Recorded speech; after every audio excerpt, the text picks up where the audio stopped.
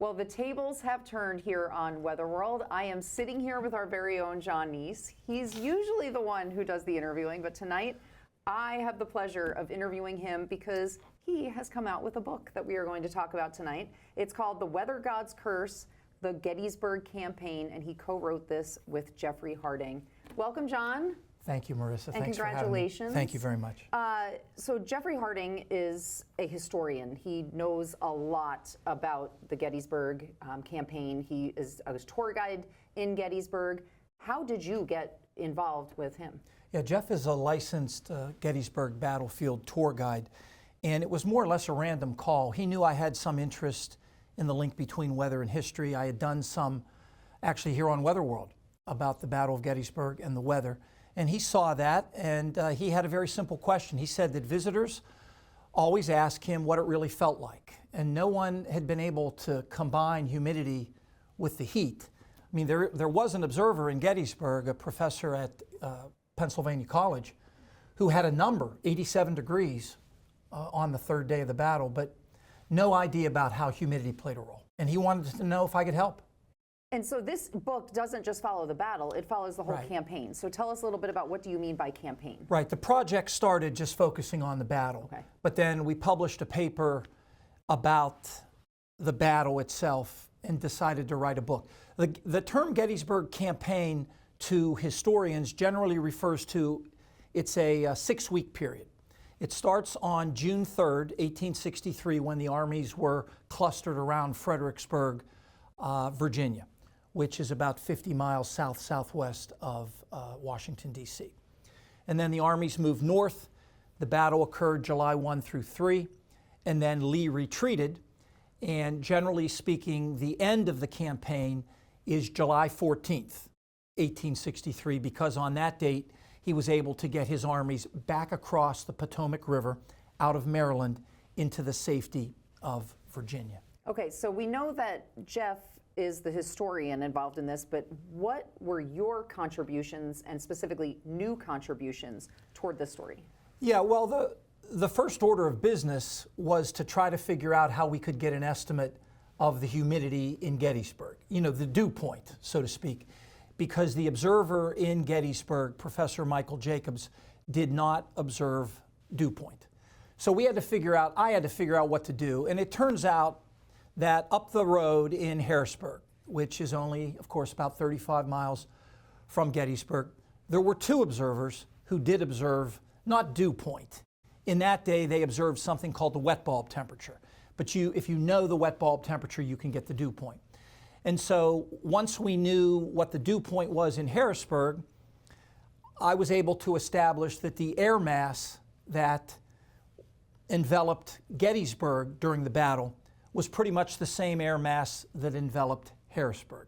And they're close, they're at about the same elevation, so basically all we did was extrapolate the dew points from Harrisburg to Gettysburg and make the reasonable assumption that it was almost as if, in terms of what it felt like the battle was being fought in Harrisburg, but it was being fought in Gettysburg. Now, you don't just use data from Harrisburg, you use data from all over the area. Right. So how hard was it to find this data? Yeah, the data's not that hard to find if you know where to look. It's all in a NOAA data set, or NOAA database.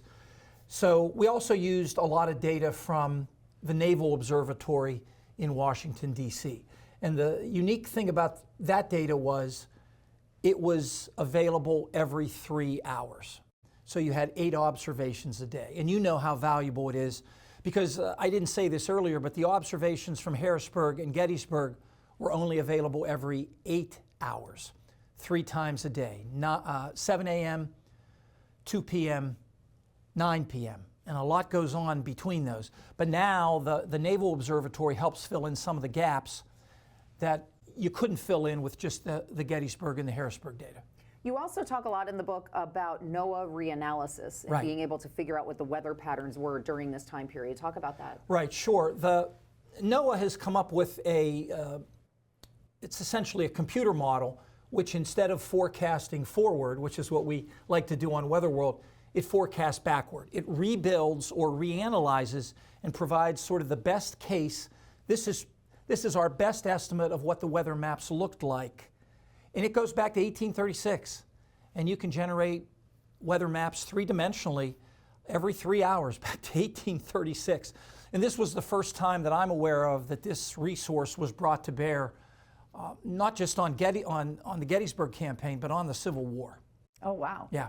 And you talk a lot, you go into a lot of detail, not just about the weather in this book, but also the history that goes along day by day. So Right. this really is a very interesting chronology of that 6-week period Right. here. Thank So you. I'm just, oh, you're welcome. I'm curious, at the end of this, you talk about what you learned. There were Right. 3 main conclusions. Without giving away everything, Yeah, what do you take away from it? Well, the big takeaways to me were, it was well known that as the armies were coming north, there was a heat wave during the middle of June. But it was not known really how hot was it, what did it feel like. We quantified that. And it was an historic heat wave for that part of the country when you look at it in the context of, say, modern day heat waves. Secondly, the second day of the battle, July 2nd, all that was really known was that the observer in Gettysburg said it was 81 degrees. We took it a step further. We computed heat indices, dew points. It felt a lot worse than that 81 suggested. And finally, Robert E. Lee had trouble getting back across the Potomac during the retreat. We tried to quantify how bad the flooding was on the Potomac that kept him in Williamsport, Maryland until July 14th. Okay, well, this book is available now. Where can people find The Weather Gods Curse the Gettysburg Campaign? Yeah, actually, it's available on Amazon. It's available at the publisher, Arcadia Publishing. It's available at the Penn State Bookstore.